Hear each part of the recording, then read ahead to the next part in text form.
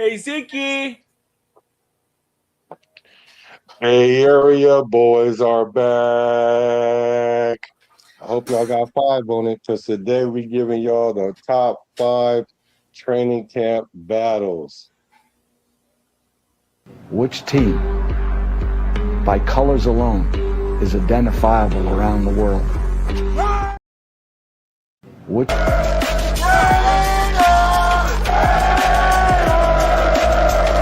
just win, baby.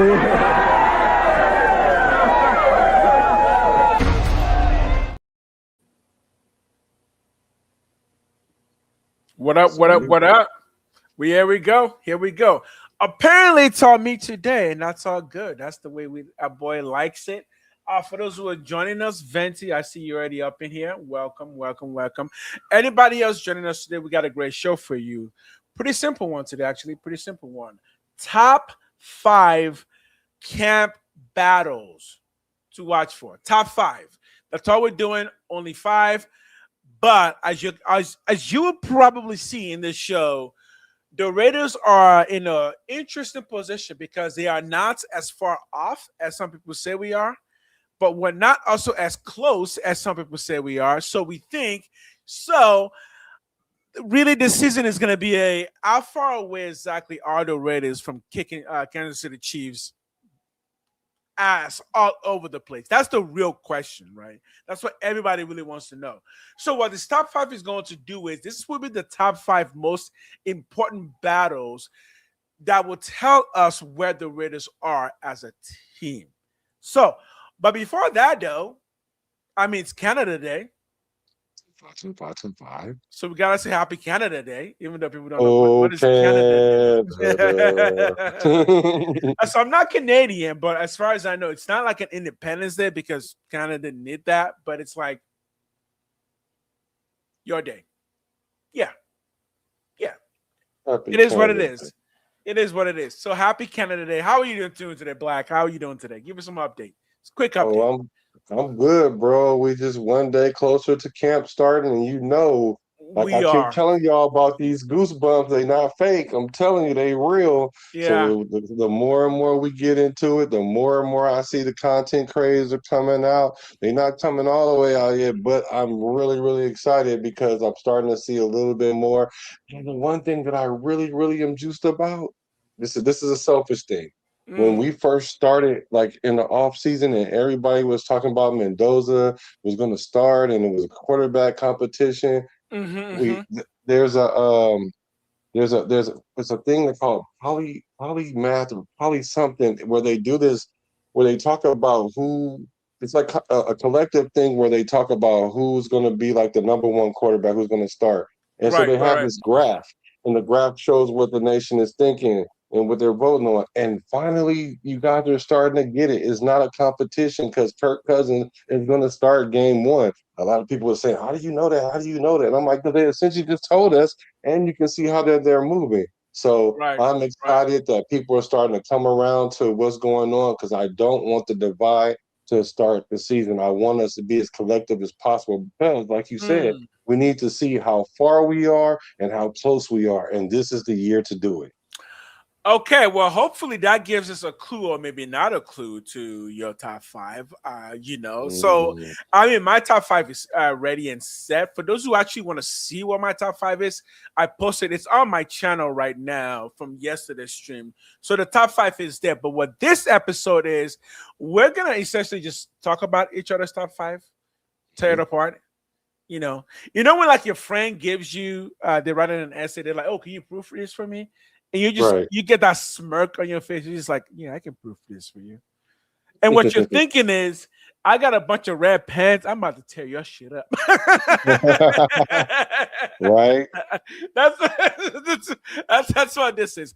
As always, we're all ready, so we're gonna be nice to each other, For sure. right? For sure. All right. I'm stalling because I'm waiting for people to come in, but then eventually we're gonna just start because it's possible that we're not gonna get a ton of people today, and that's perfectly okay. So yeah, Yeah. eventually I will just go ahead and just start, but I'm stalling a bit. I'm Yeah. stalling a Okay. Well, let me show everybody what I was talking about. It's called polymath. Yeah, polymath. Yeah, yeah. Yeah. Are you familiar? I am familiar with the concept of polymath. Yeah. Yeah, so emulations polymath. to Yeah, so essentially right here they do a graph like kind of it goes back where everybody was thinking, who's going to be the quarterback. Like right now, yesterday it was like 78% Kirk Cousins. Today it's 81% Kirk Cousins, okay, 21% Fernando Mendoza, and okay, 19% Aiden O'Connell. So it looked like the okay. nation is starting to get their mind together. But look at these long gaps in period of times Yo, where Pizzle, what up? people, what's up with Pizzle? Where they were saying that they weren't sure. Look at these long periods of time. But now, as we stand today, it's really clear that people are understanding that Kirk Cousins is going to be our week 1 starter. And I'm glad that we're understanding that before training camp happening. Because I was kind of trying to tell people that, hey, this is not a quarterback competition. It means they do want them to play their best, but we pretty much know who's going to start game 1. Right. Yeah. I think I know my camera's messed up. Don't worry, I can fix it easily. But I'm kind of hoping I don't have to because there's something I'm trying to do with my camera. Okay, go ahead. So Yeah, right you here, keep let's talking. see. So let's see, like when they started this thing way back in April 28th. Mm-hmm. Initially people thought Kirk Cousins were gonna start, but it was like 50%, look like We're good. 49% Kirk Cousins, got you. It's fixed. 47% Fernando, 47% Aiden. Maybe because they said it was gonna be an even quarterback uh, competition. And then, Mm-hmm. it was little ups and downs, and then it's this long period of time with the going back and forth, even with Kirk Cousins at 65, 35, 25. Then went through Okay. another long period of time where they wasn't sure. But now it's starting to be pretty clear that we understand what it is. So I'm Okay. glad about that. And if you guys want to keep up with that, it is real time. So you can keep up with it. So this is Poly Market. Oh, okay. So this is just Yeah. like this is one of those betting sites. Um, One of I, those sites of odds, right? yes, yes, Yeah. yes. Is it an It's app or we're just talking just a website? a website.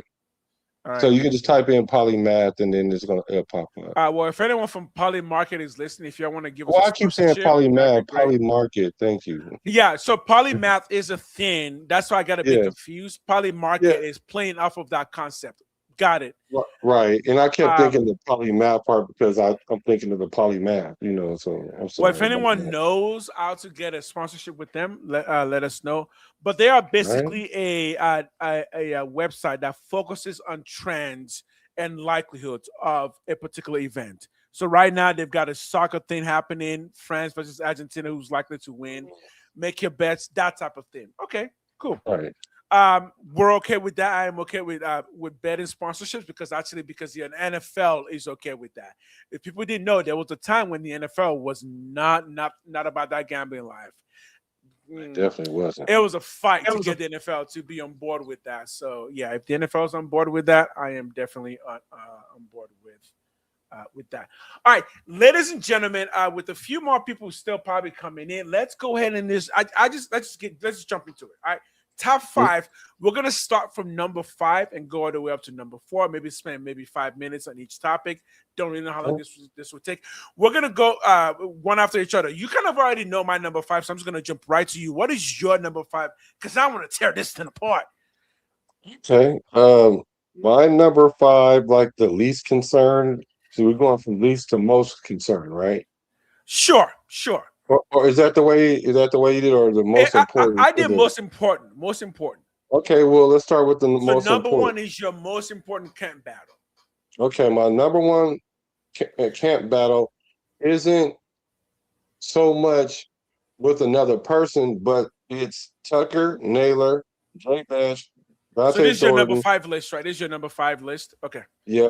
This all these people are my number 1. There's Tucker, Naylor, Jay Bash, Thornton, and Benson.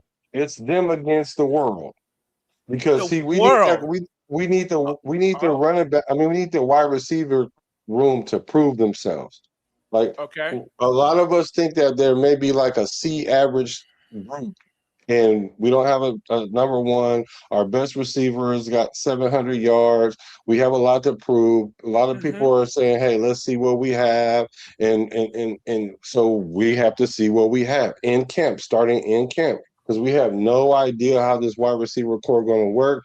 We understand that it should work to some degree because of the scheming of Kubiak, but we want to Okay. see how he used these players in particular. So it's not a competition so much for with all of them together against each other, Uh-huh. but to see if they can become one collective group and Okay. do the thing. All right, that's interesting that you went that. So the entire wide receiver group against the world. Okay. Hey, look, I like a little prove it. Just FYI, all of my lists are players against players. Well, I want our all of the boys rest of going mine are together. too. The Woo, rest of woo. mine are too, but that was supposed to be like the last one. But since That we're doing it first, that's okay, fine. But cool. all the rest of mine are player versus player, though. What I'll just throw this out there because my number 5, I'll give you my number 5 first, is actually right on the O line at the right tackle position. This is something y'all have been telling me. This has not even come from me because I thought DJ Glaze had it locked down, but y'all have been telling me that no, DJ Glaze does not have it locked down. So I'm gonna listen to y'all and I'm gonna be like, okay, my number 5 top battle of camp then has to be this issue of how is the O line going to get completed? And if the battle is at right tackle, then I'm going to say, yeah, the battle is at right tackle. Personally, I think my boy DJ Glaze is going to give whoever's coming up a little 1-2 with a pull, sure you can. And we're done with that. But y'all are still doubters because he doesn't move well, according to what people say. Yo, up for review. What up, my man? He doesn't move well. The feet are not as quick. I'm like, I don't think he needs that as much. I think the ability to be able to hold his own at the right tackle position will be enough. So who is it competing with? Well, I actually went with the guy that you've been suggesting, which is what's his name? Charles Gant. Charles Grant. Yeah. So that's my number 1 battle that I'm looking for. Charles Grant versus DJ Glaze. For the 3rd year in a row, can DJ Glaze show Raider Nation that, yeah, I am the man of this position. Get this 300-pound dude out of my face. Take him to the other side at left tackle because I got this thing locked down. That's what I'm looking for. You know, and I must admit it was our conversation that had me really double looking at this and taking a triple take with this because of the size of the player. Because, like you said, weighing 300 pounds, that's not ideal. But I Mm-hmm. just heard so many good things from people who study the O line that said that Grant is more than advertised and he's Yeah. on the come up. And so then I was like, well, let me go look at the tape because Mm-hmm. I generally looked at the tape, but I went and actually looked at it and I was like, let's see if he can hold his own or is it something where he get blown off the ball. Right. And as I looked at the tape, it looked like he can hold his own because he has a wrestling background. He's fairly strong. He's great with his hands. His Mm-hmm. footwork is good. So my question was, is he going to get pushed back or can he really hold the line? And Mm. I seen that he appears to hold the line.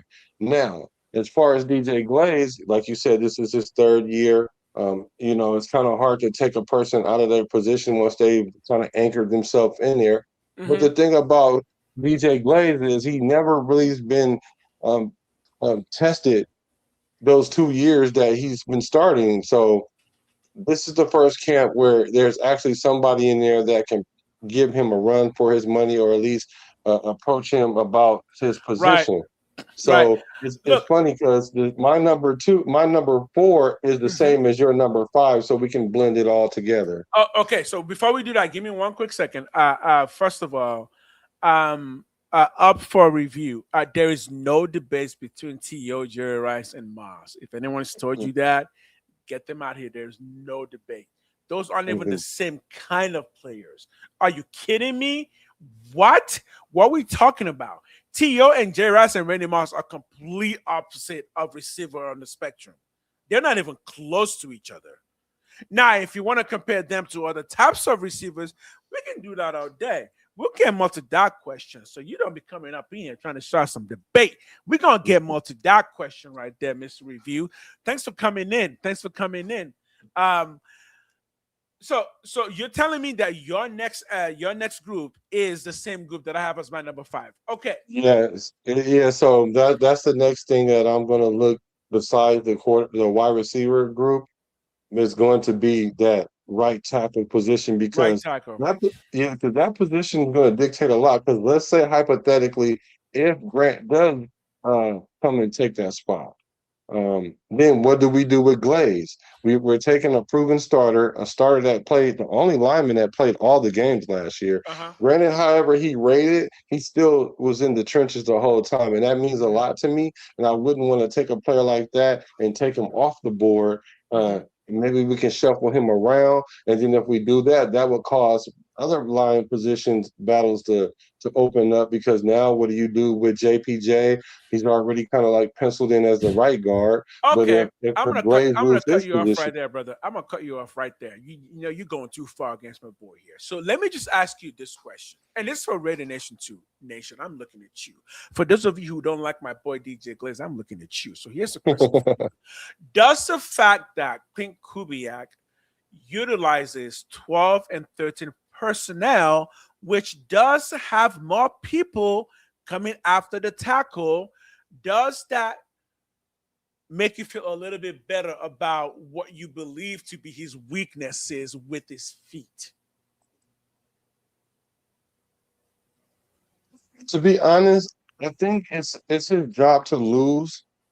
And I mean that would require that Grant come in and just like all the coaches. And then they still have to weigh, hey, this is going to be like a third-year proven starter versus someone that was a rookie last year in his second year. So he might end up being a depth piece. So I'm not necessarily saying that Grant was going to take his position because I did initially feel that way. But then once we had our conversation, I was like, yeah. And plus the way this regime is, it looks like they're going to go with the veterans first, which most coaches do. Even Pete Carroll did that to a degree last year. Except for he did it so much to his detriment. It appears anyway. So I'm thinking it's going to be a close battle. But I'm just saying I have my eye on it because I would not be surprised if there is a change made. Because remember we were talking about the zone scheme. Like if Glaze isn't able to move, like I think because like they say his footwork is questionable. Yeah. We'll see. Okay. Before we do that, Eric Rader, thanks for coming in. Yes, I agree. You know what I mean. I ain't gotta say no more. When that time comes, we'll get into that. I agree, and I'll tell you there's exactly a reason why I agree on each one of those standings. Because you know what, one of those two people, I've had this conversation with my best friend way back in high school, while they were both in their prime, and I think I came out on top of that conversation. So you know, answers are answers, but I feel you. I feel you, but I do think we need to understand that last year's offense is not the same as this year's offense. We're kind of just assuming that because DJ Glaze did so bad, quote unquote, last year, that naturally he's ready to get the boot. And I'm like, first of all, last year's offensive line struggled all over the place. That wasn't just a DJ Glaze issue. Secondly, this is a brand new type of offense. Based on my thought process on this, and the fact that technically speaking, the zone defense requires a bit more patience. It's not just about attacking, because you are playing zone. To play a zone properly, you need to know what's coming into those zones. I believe this offensive line scheme is going to require more patience. So I would not write out anybody's abilities based on their quickness of their feet or lack thereof. Again, the guy's been starting for 2 years. You cannot tell me that all of a sudden that counts for nothing. I don't think it does. I think he's still learning because, again, DJ Glazer is one of the youngest offensive lines in the entire NFL. He's our youngest offensive line. In case y'all don't know that, just go look it up. DJ Glazer is the youngest offensive line of the Las Vegas Raiders right now, and he's already started 2 years. I'm not throwing that out the door, so I would not write my boy out. But I'm gonna move on to my next one. So let me move on before So for my next list. Interestingly enough, I think my next two lists are similar, but let me go to my next one. That is linebacker. And I'm not talking middle linebacker. I'm talking the Will and the Sam linebacker. I'm talking who is going to be the next we can count on you linebacker after Nakobe Dean or Quay Walker. Because right now, you can't. Who is it? After Nakobe Dean or Quay Walker, who else are we relying on the linebacker? Nobody. Okay, there it is. So I say the battle is actually between a couple of people. One, Cody Eichenberg and Tommy Lindenberg. I may have mixed their names up. You get the idea. But I'm also going to throw Kean Sloan in there and say, yeah, he's also going to join that battle.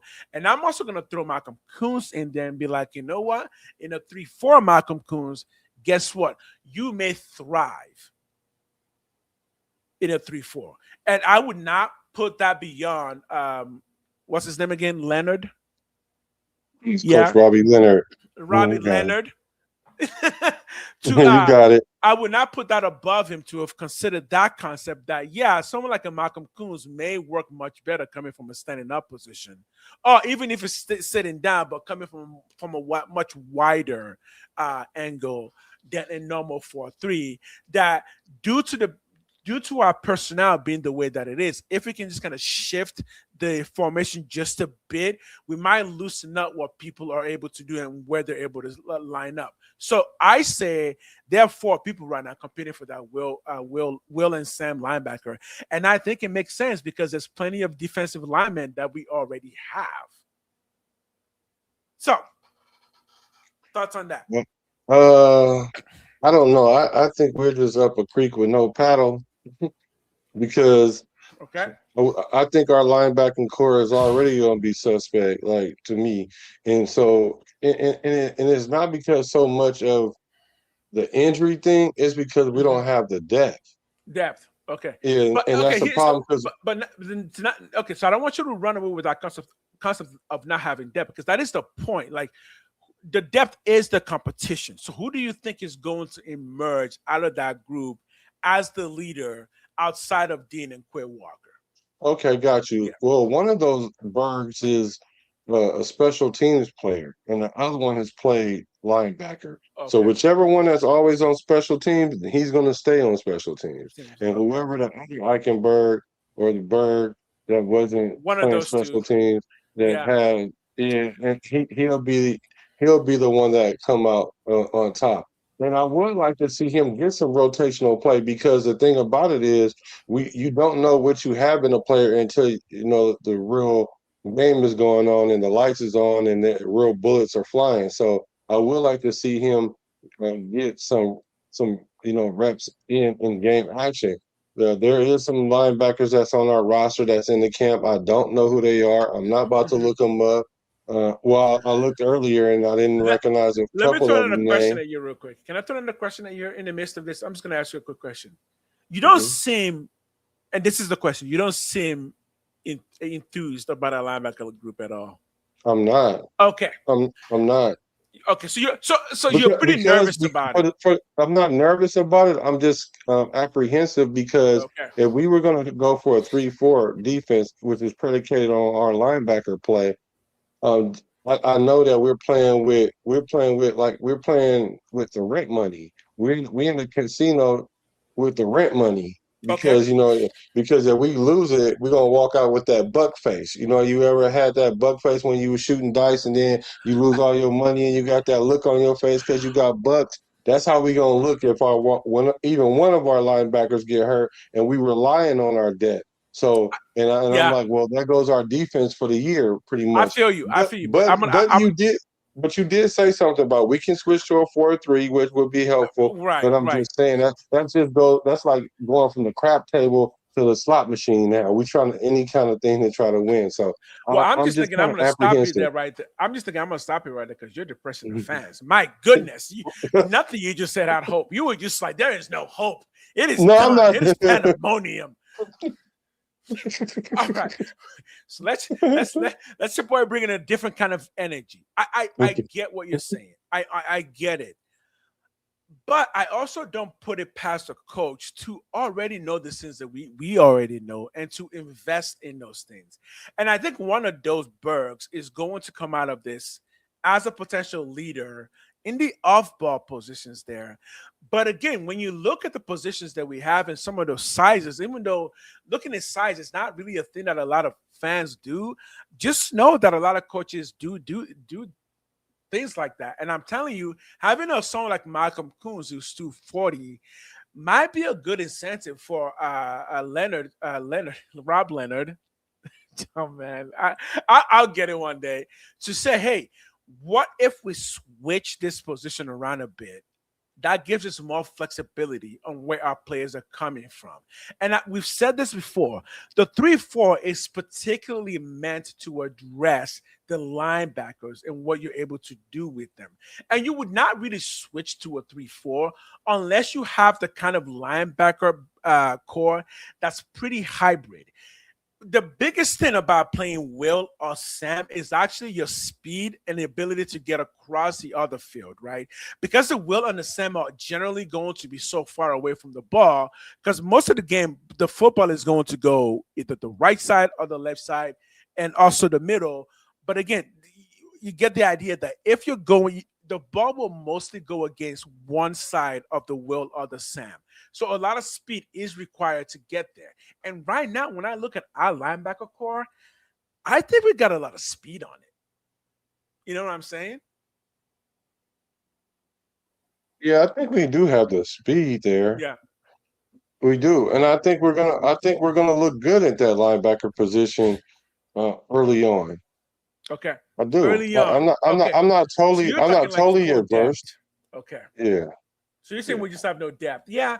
And I guess if you're gonna switch to a 3-4, you would need more depth. But again, I think that's when you get someone like a CN Sloan, who I believe was drafted to handle those. And I do believe we also picked up a few people from UDFA. But we're gonna move on to the next.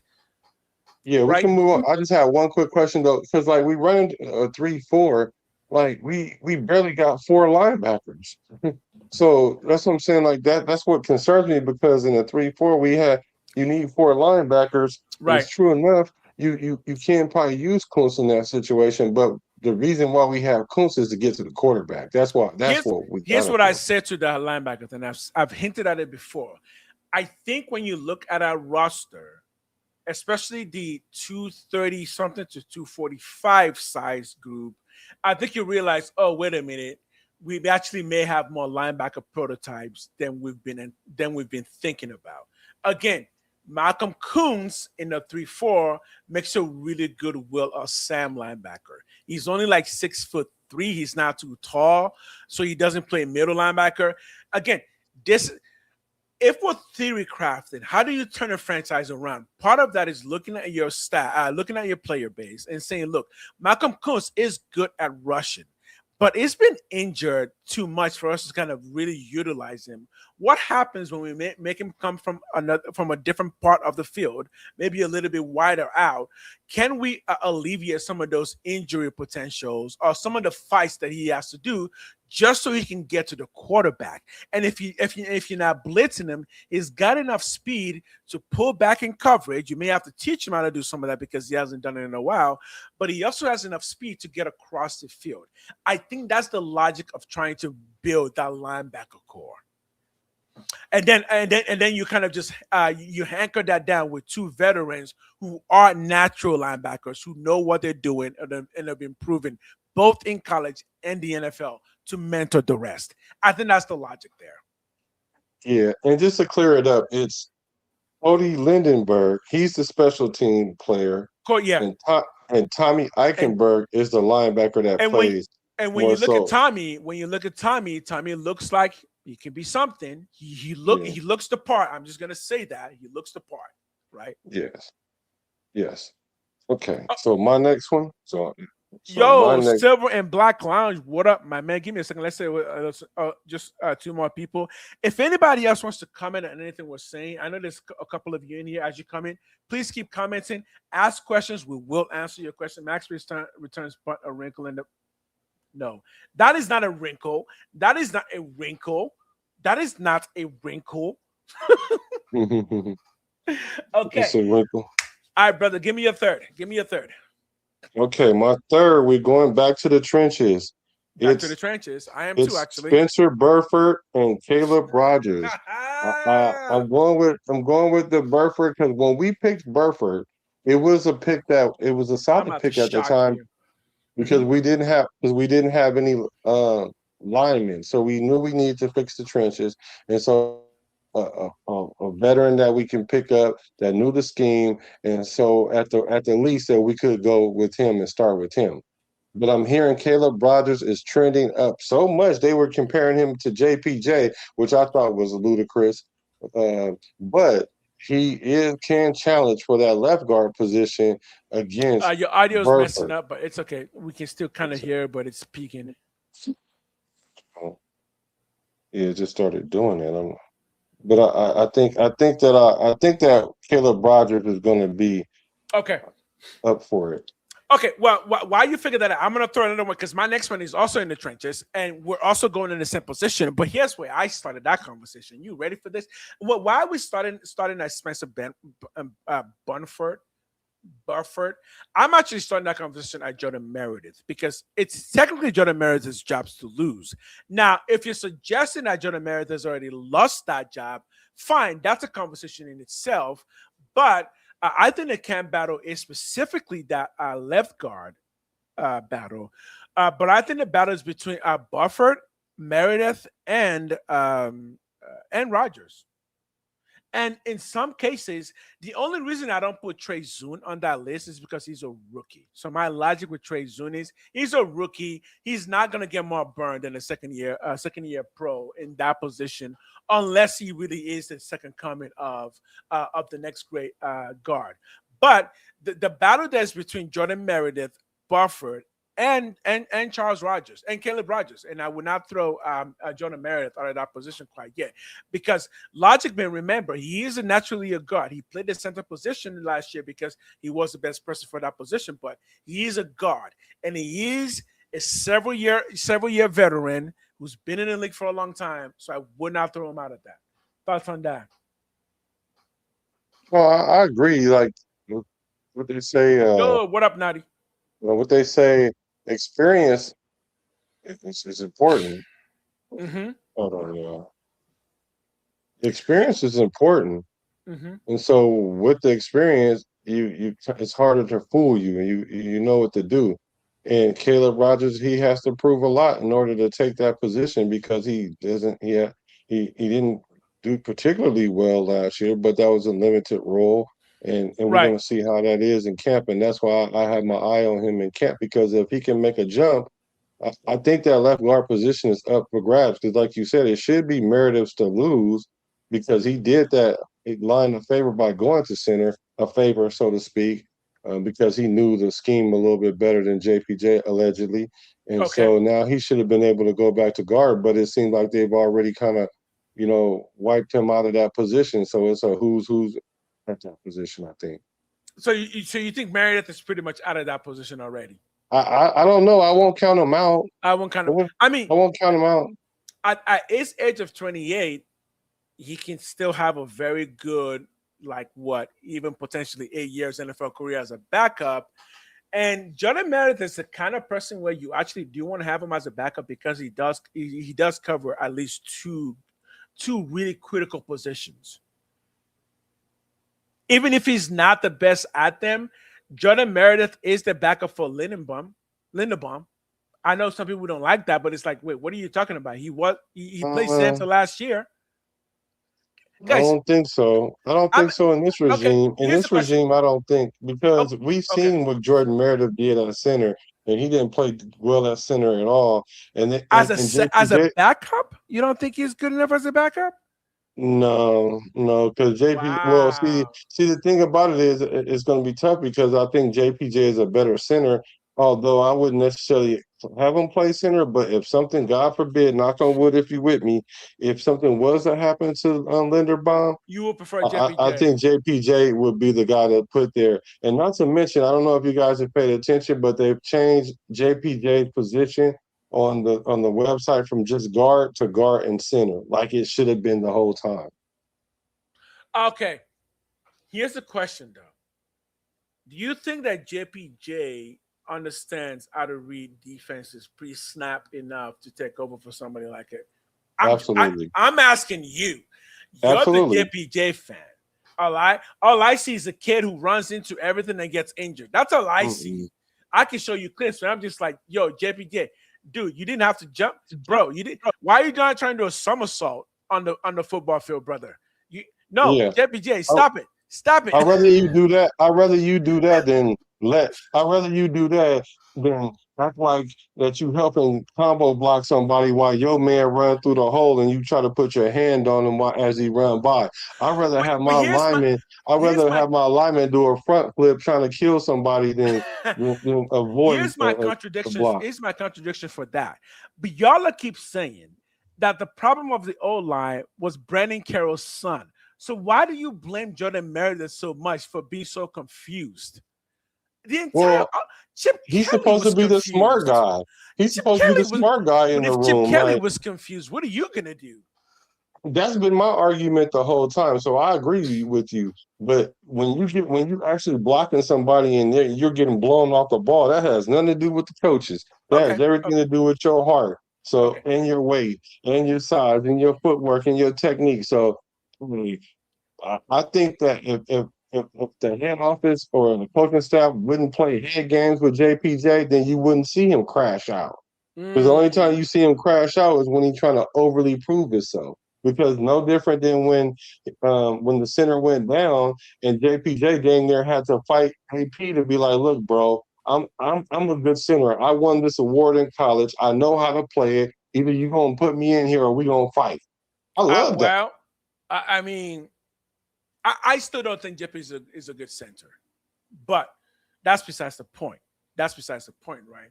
Okay, Well, so what I basically got from this conversation is that outside of a few positions, only 2 positions, maybe 3, there's a big battle happening on the O line. Because if we're being honest, the O line might actually be the most important battle this training camp. Even though we play for Linenbaum, it actually still may be the most important battle because we're not just talking about starters; we're talking about quality depth backups. And the crazy thing is, I actually think the Raiders may have more quality depth backup than most other teams because for the past several years, we've drafted players who can play multiple positions, and that's been the focus. I So, agree with that. and I they're all totally agree young. with They're that. all young. Yeah, Okay. I agree with that. Yo, all right, we're gonna take a quick break just to say what's up to some folks. If you want to say, yo, what up? Yo, Lou back, baby. Frank Miller. We are doing the top 5 most important battles coming this camp. Put your list down. If you got a top 5, put it down. 5 to 4, 5 to 1, 1 to 5, whichever way you want to go. Put your number down. And if you haven't liked the video, please like the video right now. Please stop like the video because it does up the algorithm. And head over to my channel too and like that video too because you know this is our thing. This is not just his thing. This is our thing. All right. I Yeah, for want this sure. face. I want this face on ESPN. All right. Get this face on ESPN. All right. Any questions we got to answer? We still got more to go because I still haven't. You've done what? You got one more, right? No, we I have got 2 3. more. We have have 3. 3, so we I have got 2 2 more. more. Let me read the comment. It said Meredith worse than Andre James. That's saying a lot, to be honest. Bruce Andre Willis James. was good. Go ahead. Okay.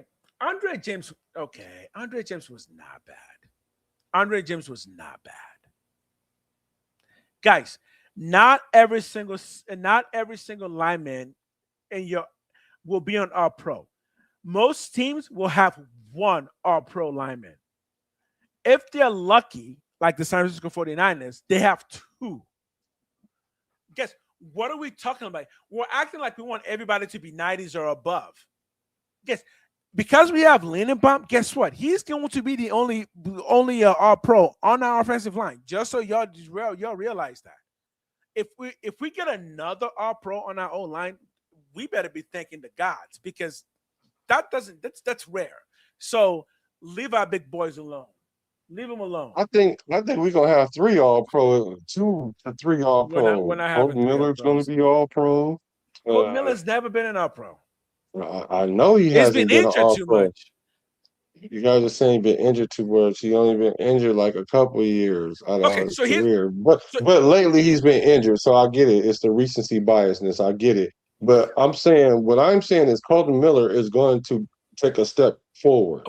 Okay. Yeah, and because now we're going to have a line that has some level of cohesion, because for the longest of time, he was the only anchor on our team and was the most consistent lineman that we had.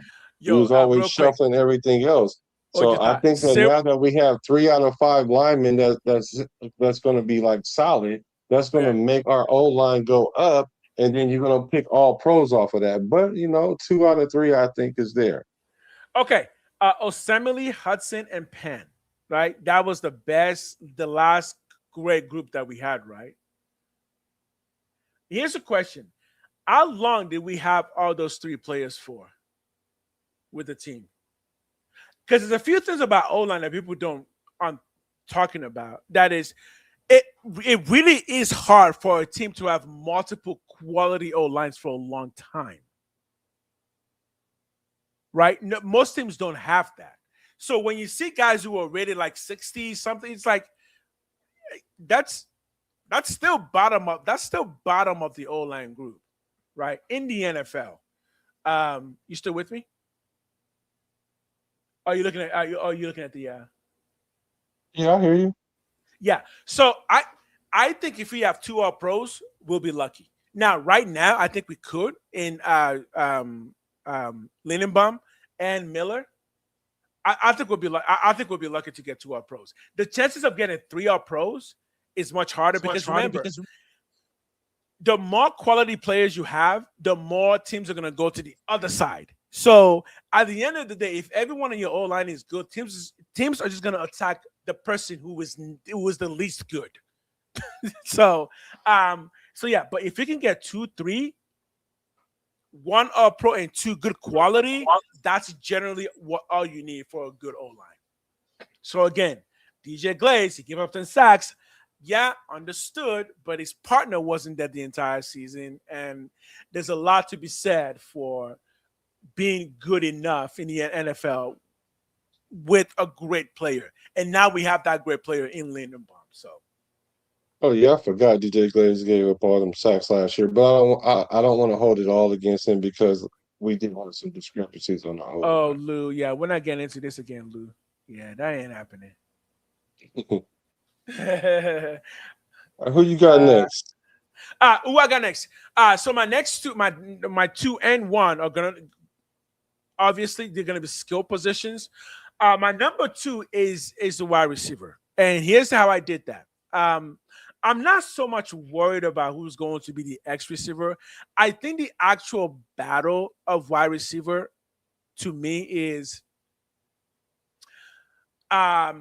between what's his face, Jack Bash and Trey Tucker. And what I mean by that is who's going to be more impactful for the Raiders coming this season. We know what Brock Bauer can do. We know what Trey Tucker can somewhat do. So if Trey Tucker takes that game to the next level, he will be impactful.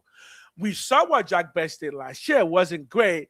So who can be more impactful of those 2 for the Raiders this coming season? Meaning, will Trey Tucker get 1,000 yards and that will equal more? Or will Jack Bash bump his status up to, say, 600 to 500 yards and maybe 5 touchdowns? I don't think he's going to be a high touchdown guy unless he You scores in the talking about red Bash? zone. Yeah, Jay Besh. I think he's not That's what gonna I'm have thinking a too. yeah, unless he's more of a possession receiver. Like I would count how many first downs he gets for us than touchdowns. I do think he's gonna have a better season this year. I think he'll go from like the 225 mark or wherever he is, somewhere in there to like the 400. But that's not enough to because I think it's not enough to move the needle for me because I think Tucker will be in the 900 to 1,000 range. He should get 1,000 really, but Can you do me a and favor? if he does get 1,000, then that's going to supersede another 200 yards by Besh. So I'm looking at that as well. I'm looking to see how we're led in that wide receiver room because there has to be an obvious leader, whether it's statistically or not. There has to be a leader in there, and the leader Right. that's there now is Tucker. And I'm like, I mean, like I get it, like I don't have questions about him, but in the big scheme of things, even Naylor might have a higher ceiling than him. Can I stop you for 1 second? Someone do me a favor. Can we put Loose Skunk on timeout on this or something? I What don't want to happened? ban them. Can we put them? How do you time out people? Let's just shut them up for a bit.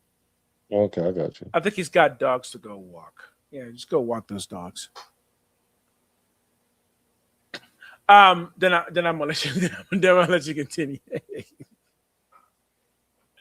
No, yeah, no. So I just think even Naylor could come in and Yeah. be more of a force multiplier than Okay. Jay Besh. Like he might get 5 touchdowns and he might get 600 yards and and push. He might push Tucker, but that's just what I think. Y'all keep saying don't sleep on Naylor, and I'm like, I don't get it. I've already slept. I was never awake on him. He's Matt Collins. He's just Matt Collins. Ooh. Matt Collins is a great football player. Like I don't get it. Don't sleep. Yeah, What do you mean I don't like him sleep on too. him? We're not sleeping on him. He's what he's a deep threat. Naylor is what I'm hoping Dante Thornton doesn't become, just a deep threat. So I don't know. I like Dante Thornton for being a deep threat because it creates spacing on the defense. Like you got to always keep a safety up Right. top if you have someone of his speed and his height. Because what'll happen is if you do go 1-on-1, the quarterback gonna check out of that and throw it to Thornton, and then it's incumbent on him to win those 50-50 balls Right. and make them pay for single coverage. Because if the corner is able to guard him single coverage, then that allows the defense to roll to another side or to double team Brock Bowers. So DT he has to produce when they go 1-on-1, similar to how what happened in that New England game. How that New England game was at the end of the game when Dante Thornton came back and caught the ball. He was so by that corner. He was so going on that corner, but the pass was underthrown, but he still caught it and it sealed the game. Fine. That's what we need for him to do all the time. Sure. We don't need him to get 1,000 yards. We don't need to have him get 700, 800 yards. Right. I just need you to catch the ball and keep the defense honest. Fine. If I was talking to Dante Thornton, put me on the big screen real quick. Let me talk to my boy Dante Thornton real quick. Hey, yo, Dante. You're 6'5", 200 and something. I get it. People want you to be a deep threat. Brother, I want you to wake up tomorrow and be like, fuck that. Deep what? I'm going to be everything threat. Put on 10 pounds and just start running past people. You see what I'm saying? Like, you've got the speed. Put on some weight. Deep threat? Why? That means you're going to get like 2 targets a game. No. If Calvin Johnson can do it at 6'5", you can. Just put on some weight. Put on 10 to 15 pounds. Your speed will still be there. You're not a deep threat. You are a safety net for the quarterback. When the quarterback looks and sees you, he's going, oh, shoot, look at that, man. He's so big. I just have to throw the ball anywhere, and he's going to catch it. Deep threat? No. That's like – deep threat is like you'll get 1 target a game, and if you're lucky, you'll catch like 5 passes a year. No, I want more from that. I want more than that. I want more than that. I do. Okay, it's my turn to If go on the anything, screen now. if anything, let me finish. If anything, I prefer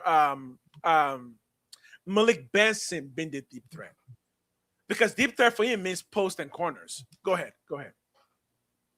No, I need DT to be able to run the post, the 9, the post corner. That's what I need. And Okay. like this something say, it's perfect. I don't care if you only get targeted 3 times a game, 1 or 2 catches. That's why we need receivers with no ego.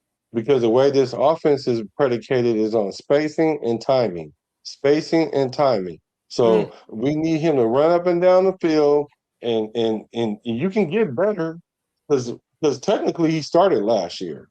So you can get better, but what we need you to do is play this role where you're not going to always be there because you're right. He does need to know how to do more than those 3 routes because in this Kubiak offense, what happens is you might line up on the outside here. You might line up in the backfield here. You might be in the tight formation. You might be in the trips. And you might be the slot in the trip. It's all about matchups. So we do need you to learn more than just running deep like Randy Moss or Calvin Johnson, something like that.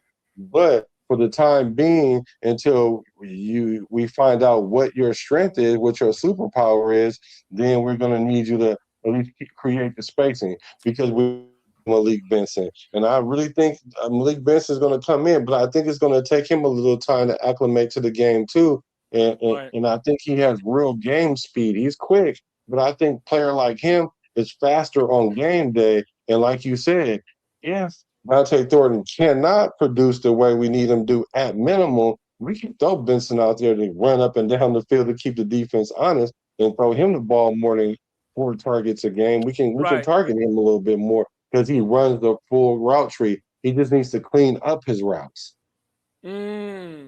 Yeah. I do not. This is just me. I don't like deep threat receivers. I think it's just a nonsense statement. I don't mind speedy guys, but I would love if Dante Thornton could be what I'm seeing in my head because man, 6'5" guys who can run that well in NFL speed, they're rare. They're rare. So I would love to see that. If it doesn't happen, fine. But I would just love at the end of this career to just be like, yeah, he got a couple of deep passes. Because the thing is, deep passing there's so much coordination that's required, right? It's not just throwing catch, you know? Yeah. Desire effort. I have not seen that either. And a part of me wonders if it's the reason is because he still has a really skinny frame. I think as he puts on more muscle, I'm hoping he gains more confidence in realizing that, yeah, my body is big and I can use that to create spacing. So. Yeah, well, he started last year, so he showed something and at the minimum in spacing, but we do have a wide receiver that will push him for that position because I'm sure Malik Benson, a lot of pundits are saying that he can really rise to like a good number 2 receiver. Oh, I think so too. Yeah. Because when I look at his tape, I'm like, oh yeah, he needs to fix just one little thing because he ran track. He just needs to shorten his feet up a bit more to create quicker stops for making those good cuts. And I think he can be again because my comp for him was Antonio Brown, who was picked in the 6th round, same size, kind of the same speed. That if you watch Antonio Brown, what made him great was his quick fitness. If Malik Benson can get that, oh yeah, the sky's the limit. But I'm not writing off my boy Thornton because again, with him, I really just think it's size. You just got to get a little bit bigger so you can use your body more. Now, can his body gain weight? I don't really know because when you're that tall, I don't know what your body's able to put on. So. Exactly. Bulking up will give him is exactly what I'm saying. Security and confidence. And I think when you see his play, you can kind of realize that, oh yeah. If you bulked up, you would be a bit more confident. Your body will just feel better. So for that reason, if the man can put on like 10 to 15 pounds, Dante Thornton may come out really looking. And look, in football, just looking big on a football field. Thanks for that. will make more people look at you. It will make the quarterback see you more often if you're just bigger than everybody else on the field. Now, if you can catch and create some separation, I'm just saying, man, sky's the limit. Okay, let's go to your last one here. I wish you wasn't such a. I mean, we had the same conversation yesterday. I don't want to do that again. Bring something new to the table. So my next one is it was Keyron Yeah, there's too Crawford. much I hate have there. two. I have two of them. Remember, I'm at number 2. Mhm. So it's Keyron Crawford and Kuntz. Kuntz is winning that. Kuntz is on a prove it deal again, and Past 3 years. excuse me. So the thing about it is now you have somebody there it's gonna boil down to who gets the most sacks. Now, like I was saying before, if they work in tandem, and then if in tandem they can end up with 15 sacks, like because Kuntz gets blocked, and then that opens up for mental reps, Keyron Crawford to come around their edge and make plays, then I have a little bit grace for him. And the same with Keyron. If they get the blocking him, then Kuntz, you need to show up. Max Crosby is your boy, and you keep getting these deals, and this is the last chance you're going to get. Whether it's going to be with us or anybody else, or was doing well financially. Was those 6 games just a fluke, or what? What are we talking about? Kuntz is doing well financially. Well, yeah, all things considered, right? He's living off them good 1-year deals. Look, you gave me a concept that sounds really good when you said both of them together. But here's I want that to happen. I want Kuntz as a linebacker again. In this case, a Sam backer, and I want Keyron Crawford to be again. But Keyron Crawford is not going to start, right? Because that's going to be Kwity Paye that's doing that. Kwity Paye is not competing. Kwity Paye is a good player. He's already starting. But if I think Keyron Crawford is going to beat out Malcolm Kuntz. I don't think that's much of a competition. Keyron Crawford is bigger. So even if they got the same speed, Keyron Crawford is bigger. He's got more.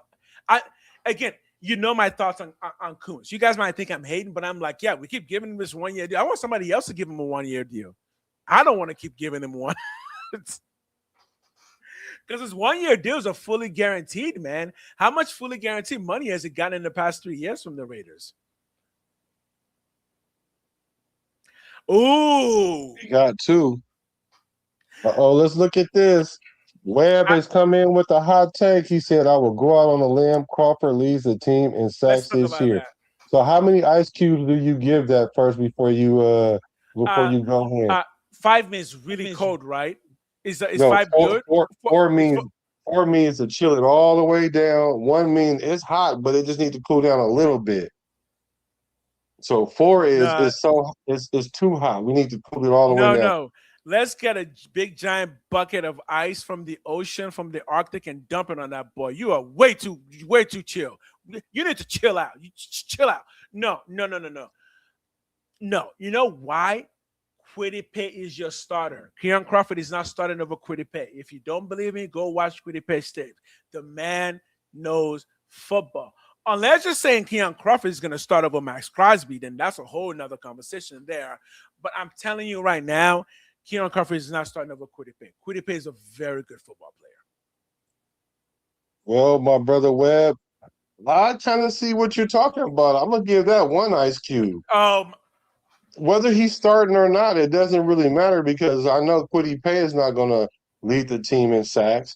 And we know Max is going to have, 8 or 9 sacks or whatever, 10 if he's really lucky. And because we already have questions in how he fits in this scheme, and I think Keyron Crawford is gonna pile up the sacks. And who else is going to beat him? No one on the interior. No one in the interior. So I'm thinking that you're probably not too far off. So I give that 1 ice cube. So whenever you go to the big screen, that's when your mic messes up. Whenever you go to the standalone screen. Yeah, it does. It cuts out. I got you. Maybe not for them though, but for me it does. It might be fine for them. Let us know what the mic sounds like. Does it sound okay when it goes to the big screen?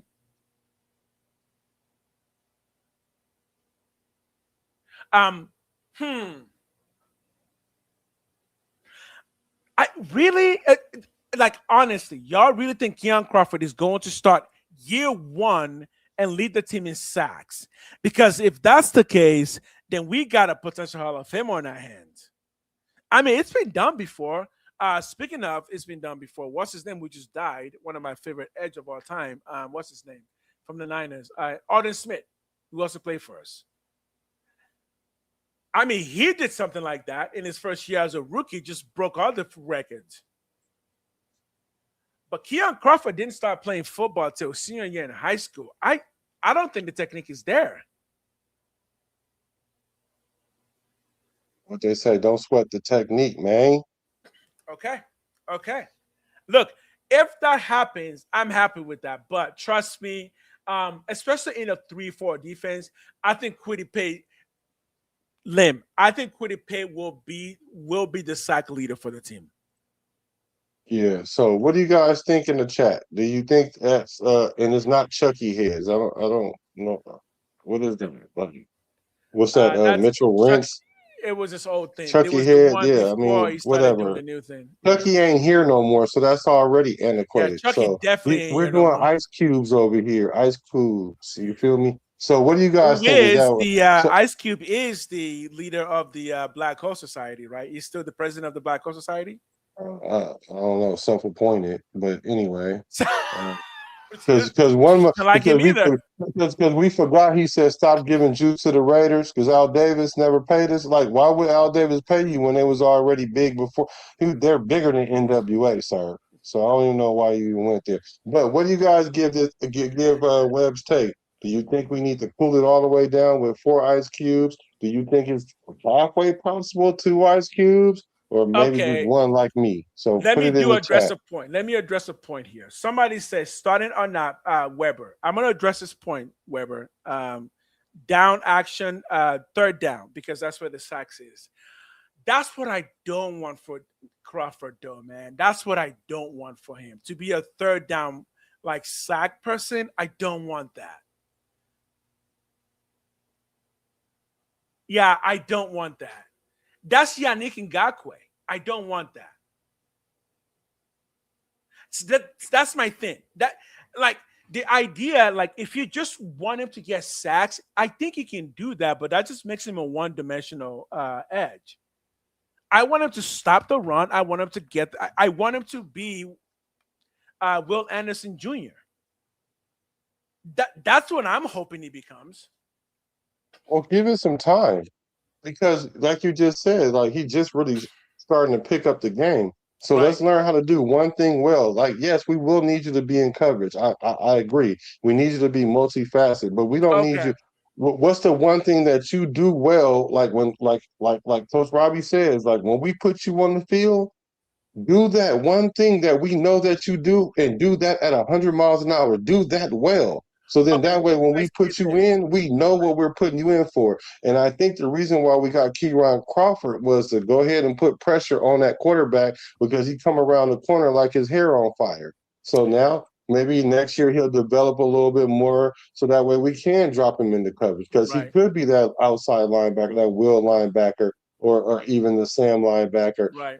if he does like mature into the role. But as far as this year one thing, we just need to put you on the field and you go after the quarterback. That's not to say Yeah. that's all you do, but I need you to be able to do that one thing extremely well. Okay. Counterpoint. Here's a potential counterpoint. And again, I mentioned Will Anderson, right? My main problem with you do this one thing well, let's put you on the field so you can go do one thing well. It just tells me that you're going to learn to only do this one thing well. And it's going to be a problem for you to learn how to do other things well, especially if you don't have a great history of doing other things well. I looked at Kieran Crawford's tape. I don't think he does anything well. I think he just has a lot of potential, but I don't think he does anything well. I think he needs to put on some size and learn how to play the defensive end position properly by just engaging the tackle rather than it's third and long here, go get that guy, go get the quarterback. Because again, this is my Malcolm Koonce issue because that's what Malcolm Coons essentially is, and he does that well, just not well enough. Where his job is basically, all you have is speed, go get that guy. So you're gonna try and run around the tackle. I just for a rookie Kieran Crawford, who was only 22 years old and already weighs close to 253. I I would like to see a little bit more from that. What's his name? Seymour. Who was the last great edge that we had for the Raiders? Seymour was the only one I can think of. Yeah, Seymour. You see how big Seymour was and how impactful he was on the field, stopping the run, getting the sack, just putting constant pressure in every way possible on the quarterback. That's what I want for Kieran Crawford. Okay. Yeah, that's what I want for him. And I think to get that, he does need to put on more weight, which will take at least another 2 years to get to his maximum size. Seal Moore. I liked Seal Moore till he just became not very good. I don't know what happened with him. He just did not work out at all. Let's see. Read this one right here. Oh, hold on. Read this comment right here. Can you? Yo, what's good, fam? I agree. A solid run attack that forces linebackers, DBs to stop number 2 and number 30, then hit them with the play action rollout. Somebody came up a bit on the fake TD. All right, let me try and break this down. A solid run attack. So he's talking offense to force the linebackers to stop and then hit them with the play action. Yeah, that's kind of Kubiak's game plan. He does use a lot of run, and one of the main effective tools of a good running game is the play action, which is why it's so important for Mendoza to learn how to be under center. For those of you who think Mendoza should be starting week 1, realize he only ran under center 5 times in college. So even that alone, he needs to do that he needs to learn to do that a lot before starting. Richard Seymour. Yeah, exactly. Richard Seymour was built different, but if you look at Richard Seymour and you look at a Will Anderson Jr. and you look at a what's his name from the Browns, who's now with the Rams, those guys are all built the same. That's what I want for Kieran Crawford. Oh, you want him to be like Myles Garrett? Yes. I don't know if he can get as big as Myles Garrett, but I think he can get big. I think he can get as big as Will Anderson, who is now around 265. And if you look at Will Anderson, he's not going to get you 15 sacks a year, but he's going to get you more than 10 sacks, and he's going to be extremely impactful, just like the guy we just picked up in Kwity Paye. Yeah. So personally, I prefer bigger ends than smaller ends. 240 for me is not an end. Me personally, my ends start at around 253, 255. That's where ends start for me. Yeah.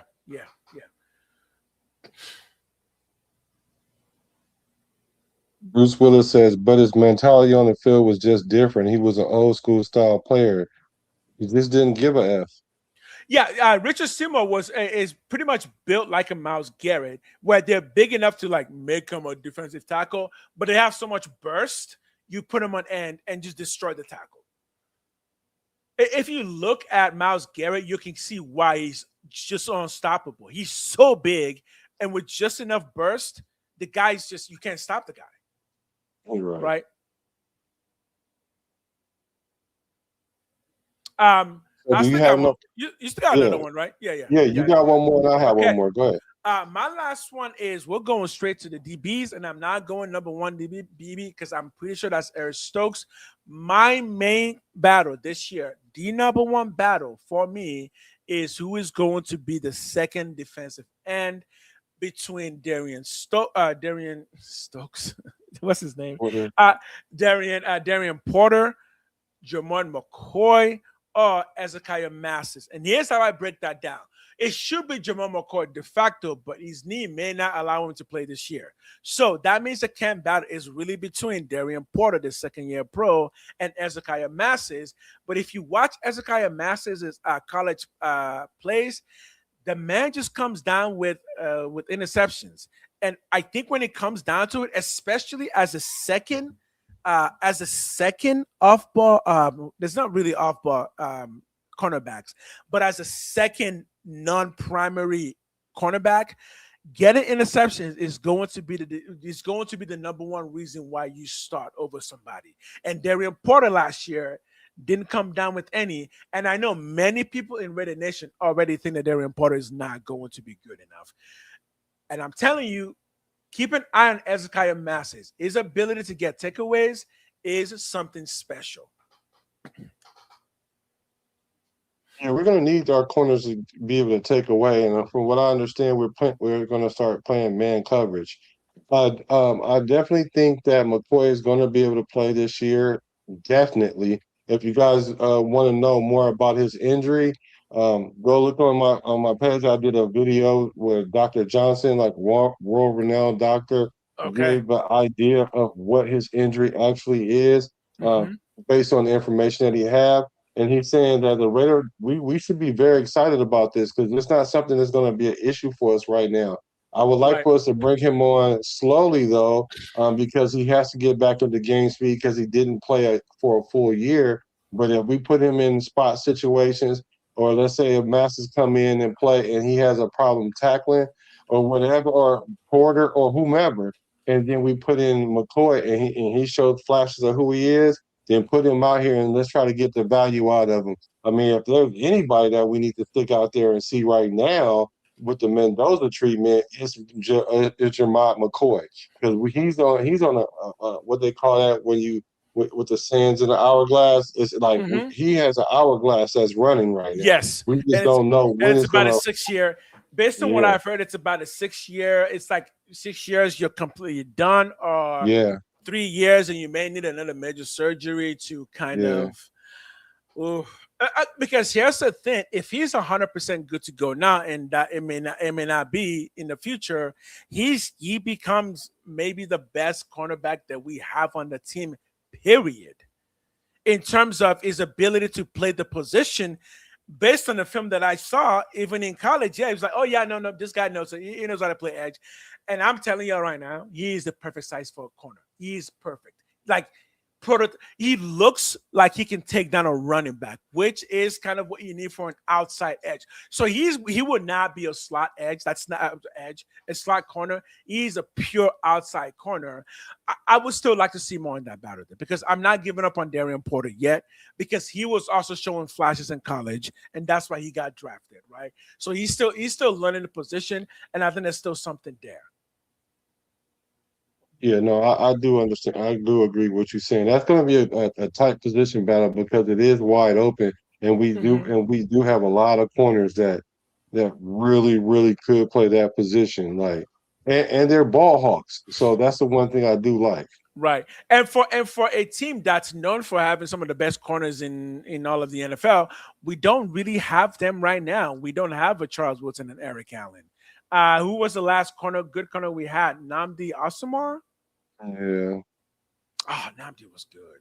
I think Nnamdi was the last one we had. The last two, I think Nnamdi was kind of overrated, but I know that's not popular. That's a whole nother conversation. Nnamdi I may was not cool. disagree.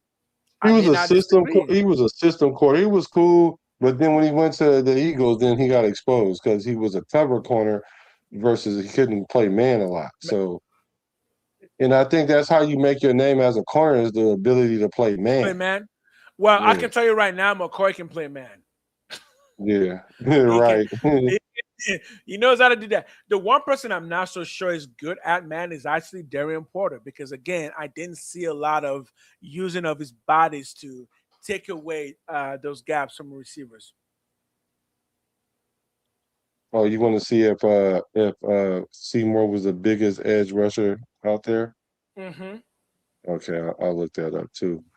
But let's go to my number one, which is still in the DB room, right? But it's going to be on the back end though. It's going to be Polamalu and Dalton Johnson.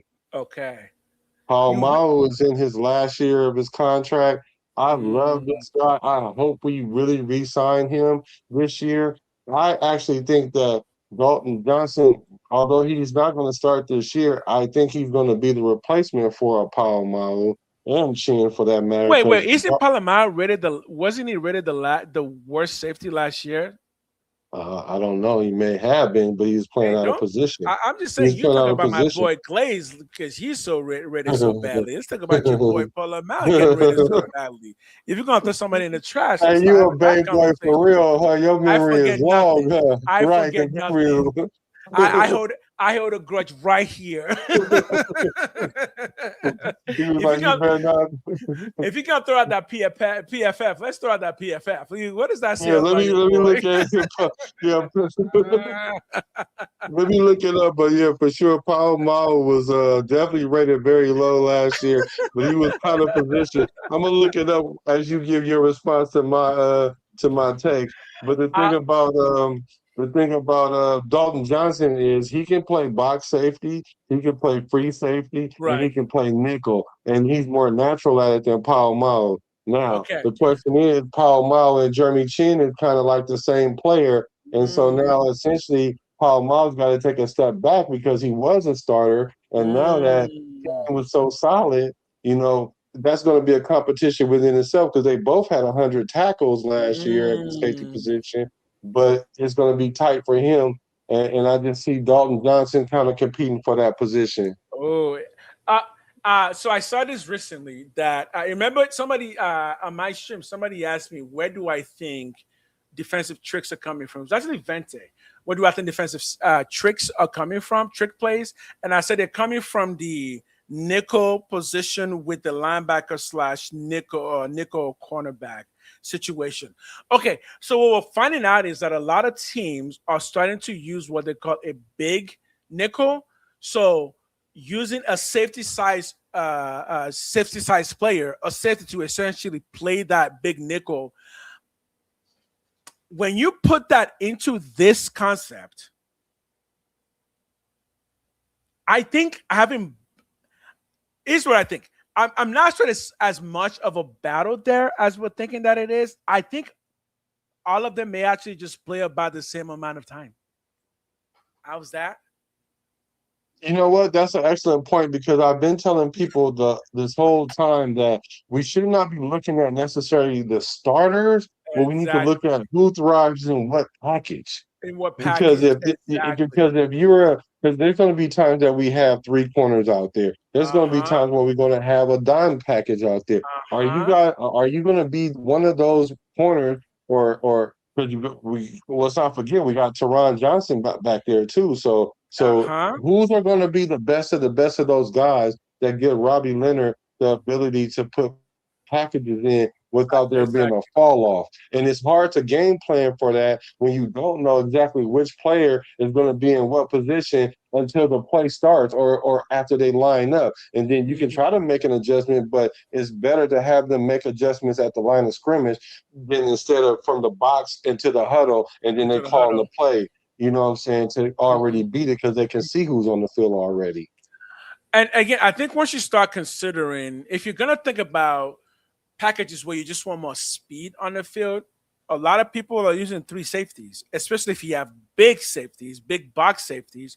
Putting 3 safeties on the field just gives you more speed, but still the ability to tackle. But I mean, because now strong safeties are getting into like 220, 225, while linebackers are around 240. It took 225 can be brought down the line to make some impact there while still keeping 2 safeties in the back there, just creating more confusion for the defense, whether for the offense, whether that's using speed as a confusion or just using weird looking packages. So again, between our safeties and even nickel corners, I'm not so sure there's as much of a competition there as much as there is just having more options to put on the field whenever we need to.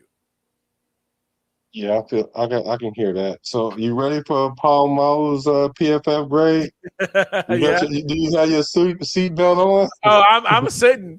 I'm looking.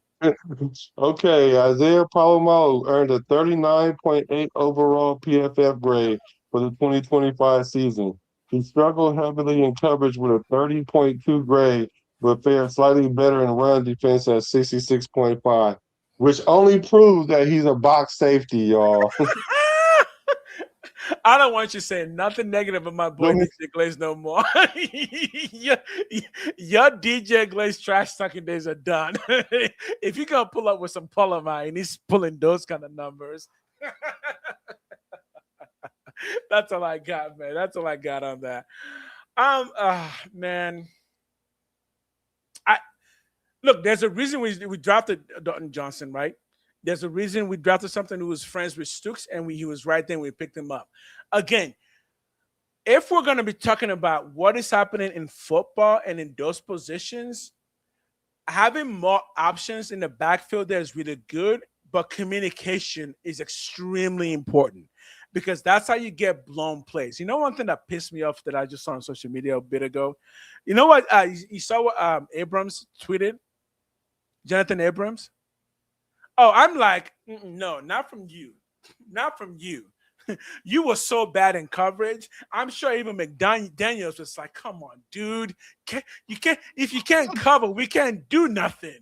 No. Let's not shoot the messenger, though, because at least he was telling the truth, though, because you could tell that we was being sabotaged by – I had hopes. The sabotage was definitely in effect because you see how they tried to run Derek Carr. Not try to. They ran Derek Carr up out of here trying to go get another quarterback, and they went to go get AOC. I even followed that man when he was playing Call of Duty as a streamer. Been like, oh, he's going to be the next great safety.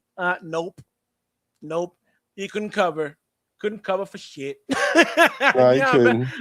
I'm not blaming McDaniels on that. McDaniels prayed you could cover because that will have alleviated some of his pressure. No. I agree with that, but I'm talking about the way he sabotaged the whole team. He ripped out the heart out of Raider Nation by doing that because that's probably where a lot of the divide started is when Derek Carr left the organization. I'm gonna say here and say it again. Don't unfollow because that's childish stuff. Justin Daniels made two mistakes. Number one was re-signing Derek Carr. Number two was giving up a first and a second for Devontae Adams. Those were his two biggest mistakes. Why? Brother, why are you coming into a new regime trying to appease the quarterback who has not performed well for 3 years and then giving away your very first pick of your new team? You give that pick away to go get his best friend for him. Wait, we're not paying you to be a Derek Carr coach. We're paying you to win football games. I hope Josh McDaniels gets a third job, and then y'all will see he's a good quarterback. He's a good coach. His problem is trying to appease people. That's his problem, trying to appease people. Well, didn't nobody even like him. Get Derek Carr out of here right away. Oh, my gosh. You know what? And I love Derek Carr. You know what? Meet me on Saliandro Boulevard, man. Meet me on Saliandro Boulevard, man. Right by the BART station, man. I don't trust nobody to meet them anywhere. Because I don't understand it. Like, we definitely needed Derek Carr was like, you know what? He kept our nation doggy piling, and for us to drown that guy was terrible. Derek Carr wasn't doing nothing, though. We had the conversation over and over. Even when John Gruden was here, that Derek Carr was already done. After 2026, we knew that Derek Carr was done because we all kept saying he's getting too skittish in the pocket. He threw for 4,000 yards like a couple of times after that. So how skittish can you be when you throw for 4,000 yards after the injury? I mean, look, in hindsight, what's done is done, but I really did feel that it maybe not keeping Carr, but I did feel that trading for Devontae Adams was a huge mistake. You give up your first and your second in your very first year of drafting. You give up your first and your second. Oh, yeah, that was a lot. But now, but now that you bring that up, that was probably one of the good things that he actually did was try to improve our offense. But see, the stupid part about all of it is you give up a 1 and 2 to get the guy, but then the guy that you brought him with, you got rid of the quarterback. Like, that was dumb. Like, why would you get rid of the quarterback that the Remember what I reason why he said. came here? Remember what I said. Like we signing Derek Carr was the first problem because Derek Carr was under contract, and it wasn't that they just re-signed him. It's that they re-signed him and give him a clause in his contract. Yeah, that was to protect that was to protect itself though from the franchise, which didn't help because they end up still. Yeah, because he basically left But he without us did get his getting money though. anything. I But don't he know was able why to get his money. I'm mad about Derek Carr about that because I know what he did. I'm like, Derek, that trading clause was not meant for you to help your new team. It was meant to give us a little going away present for you as you walk out the door. So I'm still pretty mad about that. Yeah, and then the unfortunate thing is it still ended up biting him in the tail because, to be honest, he might have ended up being the quarterback back here instead of Kirk Cousins. Instead of Kirk Cousins. But we couldn't get him back because we would have had to give more to get. I mean, we got time. We got time. I know this is a hot topic because I've said before I don't want Derek Carr to come back to the Raiders. I want him to come back to the Raiders for one day and retire, like 10 years from now. Yeah, no, not 10. I want leave my boy Mendoza alone. I don't want you anywhere near him. Leave him alone. No, let him come in and do the customary retire a Raider thing. I mean, you may as well because he's probably not going to play no more. You know, it is what it is. He's definitely not playing for us anymore. You see the comment by Frank Miller? Oh shit! What did he say? Frank Weber said, "I like Carr, but let's face it, a plain hamburger looks good next to a Paula. Oh, come on, yeah. You know what? So wait a minute now. Come on now, y'all. Derek Carr threw for 4,000 yards 4 times. I ain't hating that much. He threw for 4,000 yards 4 times, y'all. I love which Derek is twice as much as any quarterback in the whole franchise because we only have 6 the whole franchise out of all our great quarterbacks. And he's done it 4 times. And Derek Carr is the 6th best of all of them. It's fine. I love Derek Carr. But he come on. He has all the records, but he's still the 6th best. It's okay. Look, and the thing was, Derek Carr is he didn't get 4,000 yards in garbage time. Carr is a divisive figure in general. Even he himself is divisive. That's just who Derek Carr is. And yeah, I don't want him anywhere near the team for at least 10 years. Oh my God! Wait, you sound like McDaniels. I want our boy Mendoza to be established as the greatest Raider QB ever before Derek Carr steps foot on that Raider lawn. Maybe going too far because I do like Derek Carr, but I in this new regime, in this new rebuild, I don't want Derek Carr anywhere near it. He's had his moment. 2016 was what could have been. It was what could have been, and it just, yeah. I don't understand. I'm confused though. How do we take the greatest players and like the cornerstones of our pillars of our franchise, and we are so critical of them when they're the reason why we stayed relevant when we weren't relevant at all? Like Derek Carr, like Max Crosby, and look at Josh Jacobs. Because we won Super Bowls. At least we won playoffs. That's why we won playoffs. I mean, but the franchise did that. That wasn't their fault that we didn't have it wasn't Derek Carr's fault that we had a bottom tier defense all the time. And Carr was not good in cold games. We all knew that. That's true. We knew he couldn't do it anyways because he couldn't play cold games. Janikowski couldn't kick 40-yard field goals like he could 55-yard field goals. I mean, like, there's no players that's great. He did kick that 63-yard and got the record, and that counts. Oh, yeah, for sure. That's what I'm saying. Like, every player has their deficiency.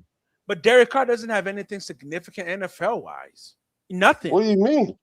There's no playoff win. No playoff win. No significant. It wasn't his fault. Yeah, I know, but he was. Who else am I going to blame but him? Okay, there you go. I can't blame John Gruden. See, that's why I like debating with you because at least you're gonna keep it gully to the point. Like, look, check this out. It might not all the way been his fault, but I'm gonna blame it on him because that's the position that he was in, which is true, and I can't argue that. If I blame Yeah, anybody else, it just sounds stupid. I can't believe we yeah, blame John Gruden true. because the NFL kicked him out. It wasn't even us. Like it was the NFL that. Yeah, this is like. So yeah. I got you on that. You're Yeah, right go. about. I can go with that. And this is a Oh, but he's car. right though. The comebacks for Cars were.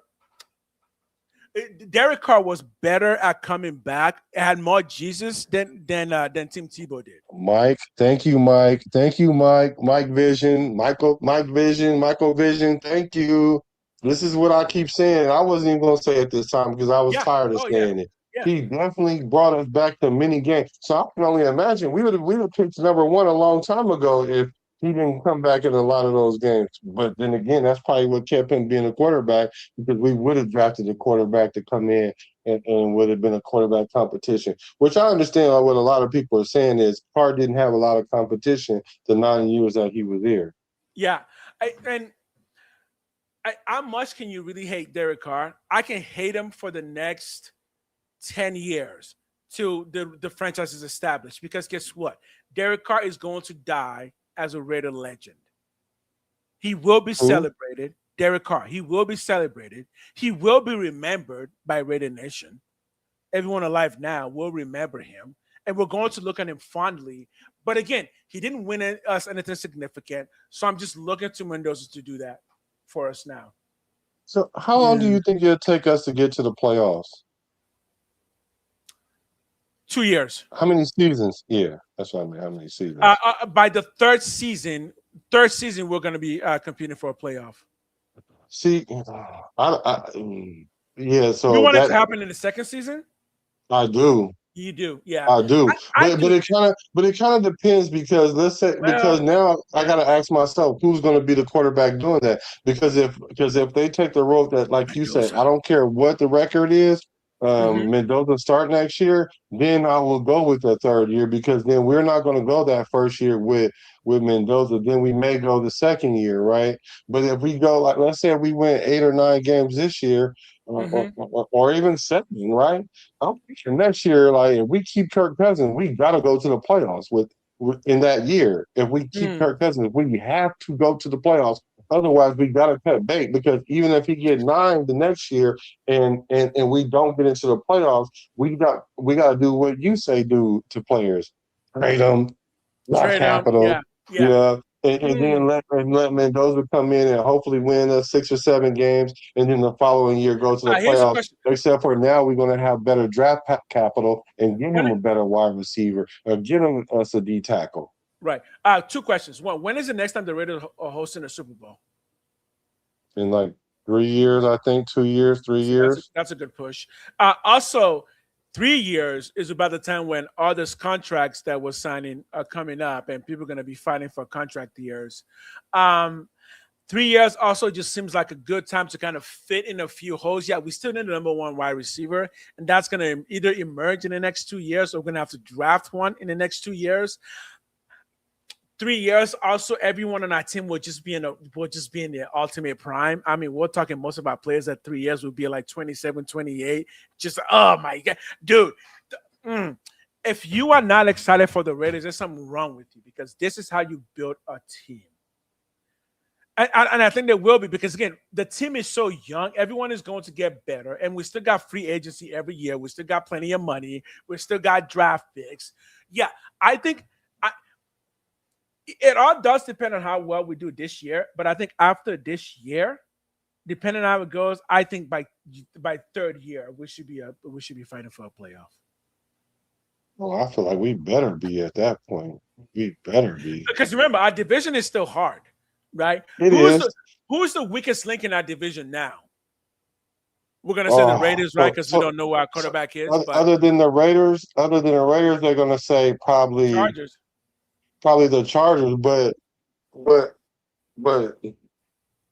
I think Denver is honestly. Denver. I think the reason why Denver is so good. Denver is so good because their defense. And the thing about it, how long is that defense going to play at that level? That's my question. Exactly. And you factor in age and they got to start replacing.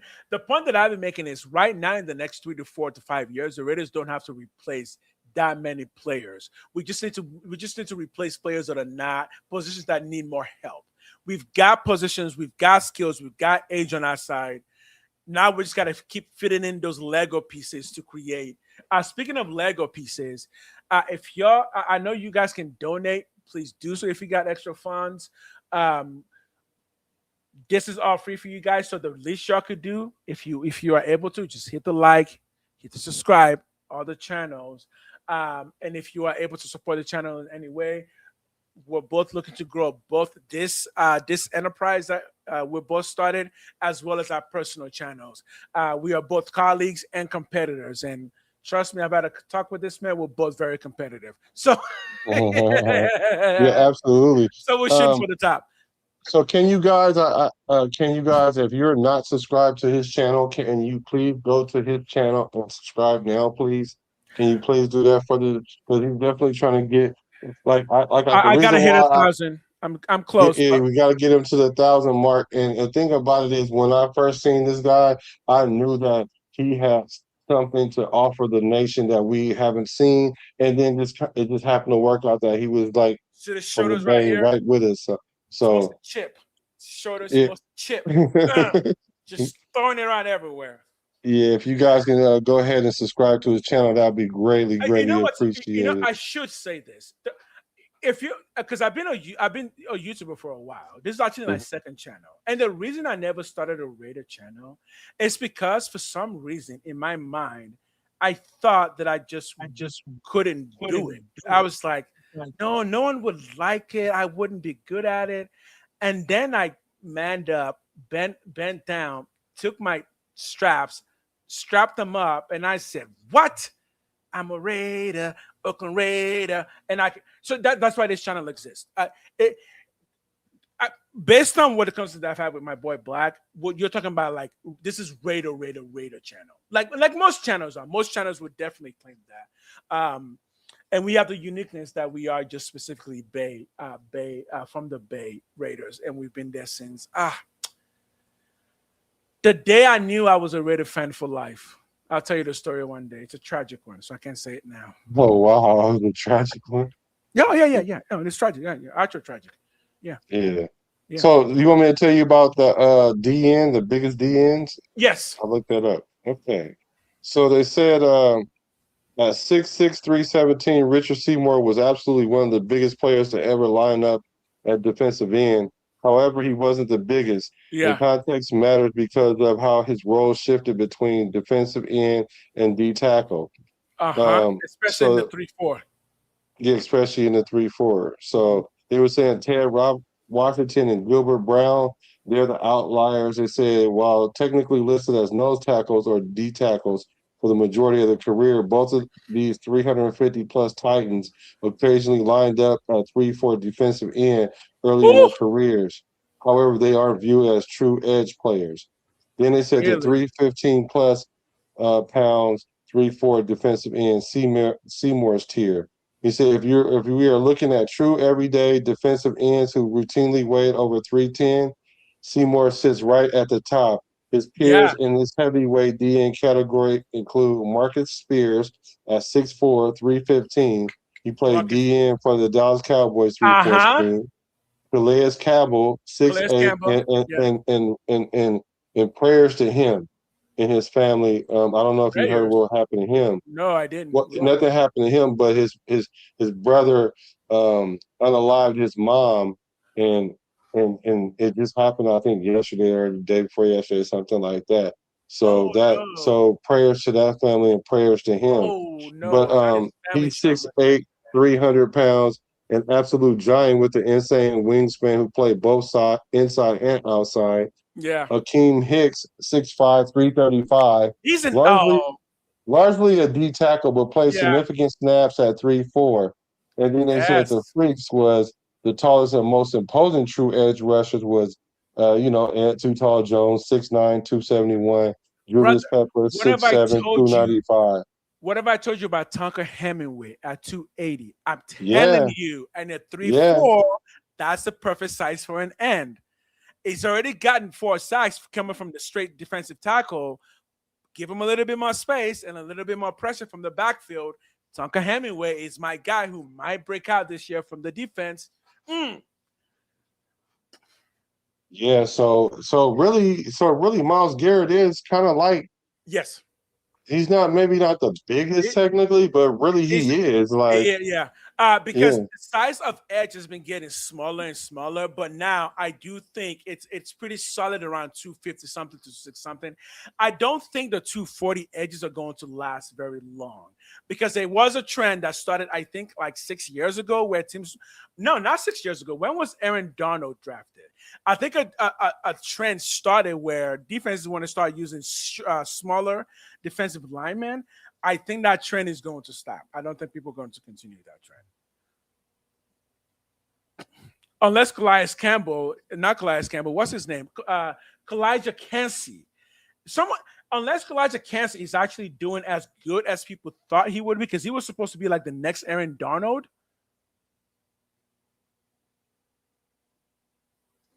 I have to look him up. I was looking up Ernie Ladd. Ernie Ladd, six Ernie nine, Ladd. he was tied with Ed Too Tall Jones as one of the tallest players in NFL history. Oh, He's that's a weighed different. 290.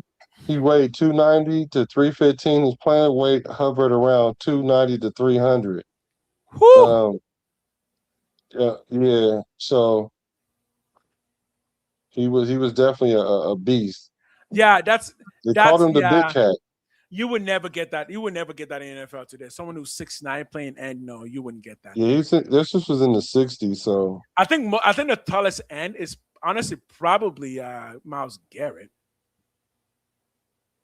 Good defensive ends right now are generally between like 6'1" to no more than 6'4". is And this true? Is this true? Remember, every Super Bowl that we ever won was in the 3-4. Yeah. Okay. Yeah.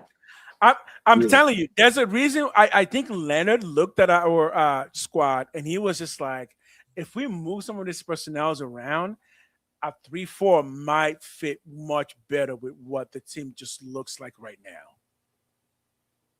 I'm real curious about how this gonna work.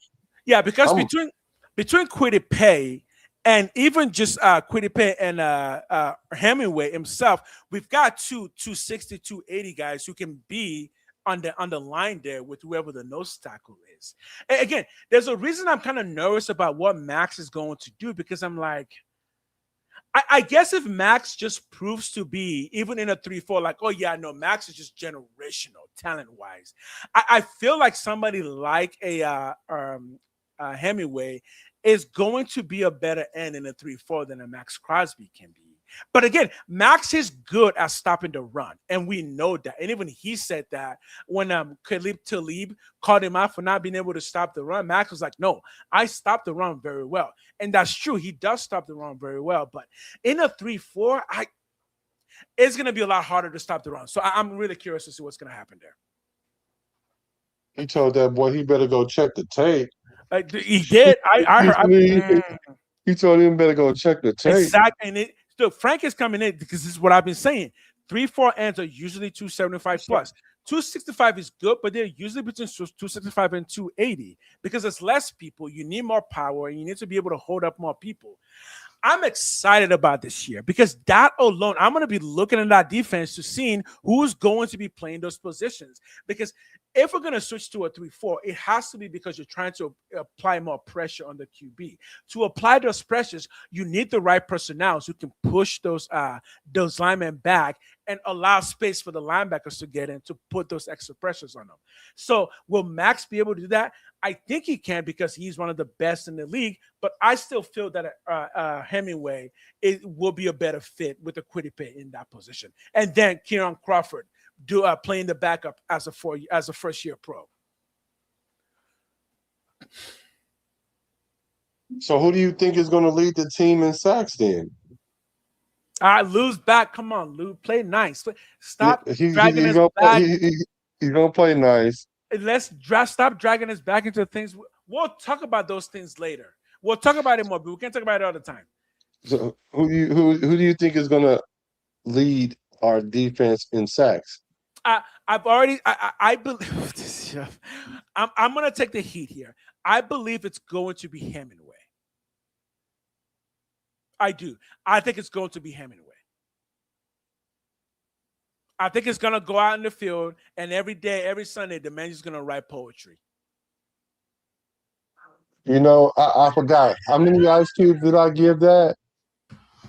I gave it 2, I think. I think I gave that 2 Yes, ice Howie cubes. Long would be a perfect 3-4 edge.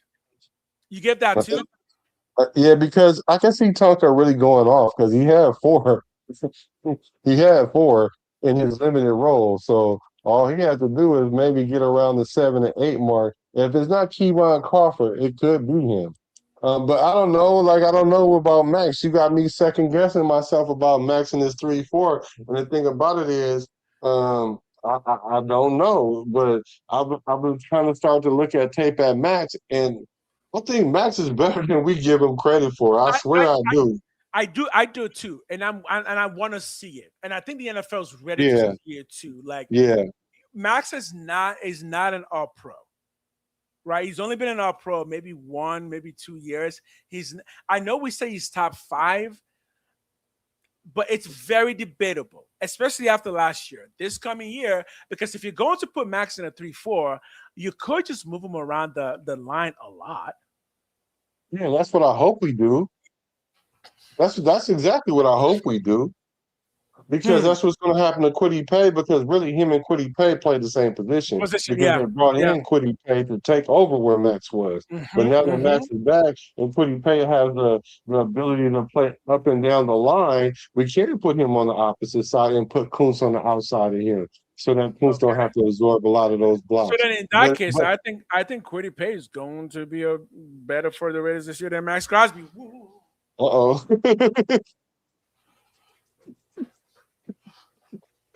How many ice you give that? How many ice you give that, huh? Give me your ice for that. Give me your ice. How many ice cubes is that? Give me your ice for that. Okay, let me see. Oh, I'm talking about a motivated Max that Kwity Paye is going to 3 ice cubes on that, because I don't totally disagree with you, but I think Max I think Max have a chip on his shoulder, my guy, because the thing about it is he got to prove something to the nation. He has to prove something to the Ravens. He got to prove something to the NFL, and he got to prove something to himself. So he got a lot of chips on his shoulder. And then you got to prove something to me, because I think Kwity Paye is going to be better for the Raiders this year. What? Who said what? I think Kwity Paye is going to be better. I'm not shy about it. I know what I said. We standing on town business. Look, Kwity Paye is a very good player, and Kwity Paye is very good against the run and also very good against the pass, because Kwity Paye will generally get you between 8 to 10 sacks. Last year, I think Max got 11 sacks last year. I think Kwity Paye in a better defense, because this will prove to be a better defense than he had. I think Kwity Paye could potentially be more impactful than a Max Crosby. I really do. I can see that, though. I can see it, because Kwity Paye is a good run stopper, and if you don't play him right, he can get into that backfield and wreak havoc. Like he said, make the pocket dirty, muddy it up. You know what I'm saying? Exactly. And what's good about being that kind of rusher is if he doesn't get the sack, he's going to run you into somebody. So that's why I hope that what happens with Max, I hope Max run a lot of things his way, and maybe that will increase his sack total, because I think Kwity Paye only had 4 sacks last year. And that's what made me be like, let me go see what he do, because why were they so high on him? And then I seen it. I seen that he cannot be moved. He sets the edge so well. He's a good run stopper. He might not be the fastest guy, but he is relentless. And if you play around in that pocket, he will get to you. So I just think his numbers wasn't indicative of where he was, because I guess he was almost on his way out of Indy as well. Now he has a new leash on life, and he has a Max Crosby to compliment him. I think he will. I think his numbers will balloon. So that's why I give him 3 ice cubes. He has a better backfield in Quay Walker and Nakobe Dean to also compliment. And I'm telling you, do not write out the ability for those guys to create pressure and giving guys like Max and Kwity Paye more open to get to the quarterback. I'm with you, Amber. I think Max Crosby is activated this season. Yeah. It's 9:30. I do have to go. Yes, sir. Gotta go spend time with the wife. Got to. Let me see. One last comment. If Max needs to prove something to himself, then now we have a Raider legend. Exactly. Right. Exactly. Because right now, Max is a Raider legend, but he's not on the NFL front. He's not Howie Long, right? He's not there yet. He's not a Hall of Famer. He's just a very good football player, right? I don't know. He's top He's five. not even So as good as he's not even as good as Howie Long record wise, right? He's no, not he's even not. there yet. Yeah. But So he's about to be the Raiders' all-time sack leader in a little bit. if he gets that'll put some respect on that name. That'll put some respect on it. Yeah, and I'll answer these questions right here, and if you want to go ahead and spin off, it's cool. And you know, spend time with the fam because I know how important it is right now, especially because it's the off season. Because once the season starts, we're going to be dedicating a lot of time. So, Yeah, I told him to you give know, it 5 more minutes, so we can do 5 minutes of questions real quick. okay. And so, JMC BD, welcome because I haven't seen you before. Welcome. Yo, JMC BD, what up? Yeah, that's your people's good, nice. And he says, I think that overall the Raiders defense may surprise a lot of people. Better players, fresh defensive approach. Yep. I think What do you think about that? I think it will surprise a lot of people, but I think it's going to surprise a lot of people because Leonard is going to be able to bring in things to the game that we haven't seen on this side of the football world, namely in the AFC West. Because a lot of the schemes that he's going to bring in are going to be Flores' schemes from New England. So I think we're going to get a really versatile defense that's going to have a lot of movement. And I think that's a way to compensate for some of the weaknesses that we've seen, that the Raiders defense has not been a good unit in terms of just movement. We've always been so static. I think now we're going to get some more fluid movement. Having more linebackers on the field just means that you're going to be able to go from side to side better. And the more that I look at the team, we've got some good speed, we got some good size. We just need to mix it up a little bit more, and I think a 3-4 mixes it up perfectly. Yeah, you're really big on the 3-4 defense. Oh, I am. I'm big on defensive schemes in general, right? But the 3-4 works for what I think the Raiders have right now. Yeah, and I think it's a fresh look for us on defense because we were definitely trying to stuff a square peg in a round hole over and over again. Yeah. And it just wasn't working. It wasn't working. It just wasn't. So again, we tried, right? Because we tried to bring in what's his name, the defensive tackle who ended up touching somebody. Wilkins Christian, right. That would have addressed that. That would have addressed the 4-3 thing. That would have given Max the help that he needed. That would have done it. Yeah. Yeah, I agree. But some people just want to touch people.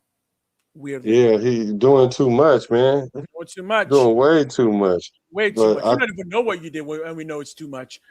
Right. If Adam Butler actually said what he said, I'm like, oh boy, that boy did way too much. And then, not to mention that he didn't want to rehab the way that the team wanted him to, and so that's going to cause an issue automatically. Because look at Brandon Ayuk. That's why Ayuk having this issue, because he's like, look, if you're going to rehab on your own, we need you to come back X amount of days before everybody get here, so that way we can see where you are and make sure we're on schedule. Because we gave you all this money, you are an investment. Let's see what it do. And so he said, what it don't do is to show up. And so they said, what it don't do is pay you your money. And then what he don't do is he's not going to be a Niner no more. So he messed up his own career by being defiant like that. I definitely prefer. Yeah. I mean, I've been liking the 3-4 since Wade. What's his name? Wade. The coach, the Cowboys coach. Who? Wade Phillips? Wade Phillips. Yeah. I've been liking the 3-4 since Wade Phillips. Mm-hmm. Yeah. He said Max is in the same neighborhood as Matuzak or Alzada, but not top 3 silver and black. Not top 3. I can see it. Yeah. I can see that. But I like Max a lot. And I think we just got a ball out for him this year, because this is what he's been waiting for. Like I say, no excuses, because I don't want to hear it. The last couple of years you've been injured. You can't have 3 and 4 seasons away from the season that got you paid. You know, the reason why you end up getting these extensions was because of seasons that you had, like not last year, not the year before that, but the year before that. we need you to get back to that because you can't be taking 3-4 years to get back to that level. Especially Right. that's why people were talking about where you're 28, where you only have like 2 or 3 peak years left. So That again, that's the thing that worries me with Max is the body is a body. You can the more you push it, the more likely it is to deteriorate and fall apart. I know Max is a beast, but every beast has their day where they get the call in. And the way it play now, to be fair to Max, he takes care of his body really well. Thankfully for that, we do know that. But his type of his type of playing, which I do think contributes to, is part of the fact that he's kind of 253. You need a lot more. You need to put in more effort to really muscle those guys out. But I think that's going to take a lot of toll on his body. Now, I do say I've said this before that Max will probably play 6 more years. Right, because he's just that kind of guy, and also Max, he said it himself. He's an addict, and football is a thing that's his thing right now. So I don't think Max is gonna let football go anytime soon. So I could really see him playing a really long time, another 6 years. But it's gonna take a toll on his body, and I just don't know if he's got a 15 sack year in the pocket. I don't know because he's never done it. Right? Yeah, that's true. That's true. Yeah, you're right. So, well, guys, thank you, guys. We're gonna go ahead and go so you can spend time with the Fam Bam. We definitely appreciate it. Make sure y'all go to the Get Raider channel and make sure y'all hit that subscribe button and then hit the subscribe button for your boy if you're not already subscribed. Because we're definitely coming with that. We're gonna give you guys, 2 times a week at around that, twice or whatever. Especially when the season starts, you can get us probably no more than twice a week. I think that's a good way to kind of do it well and give a good schedule. Because I would love to do an episode after on a Tuesday after the game, and like a Friday or Saturday before the next game, or even a Thursday. To go over that. So but those are my channel. My channel, I will still be streaming on my channel like he is, at least 3 times a week on top of this. So you guys will see us a lot during the season. Oh man, there's so much to talk about. Every week I'm gonna be excited because every week there's something great is gonna happen for the Raiders every week because it's been so down. Everything is up. A player is gonna improve every week. We're just going to see something cool every week. So I'm pretty stoked about it. Yeah. Well, I'm a Raider. He's a Raider from the Bay to LA to Las Vegas. I'm a Raider from the Bay to LA to Las Vegas. Recipes to Al Davis.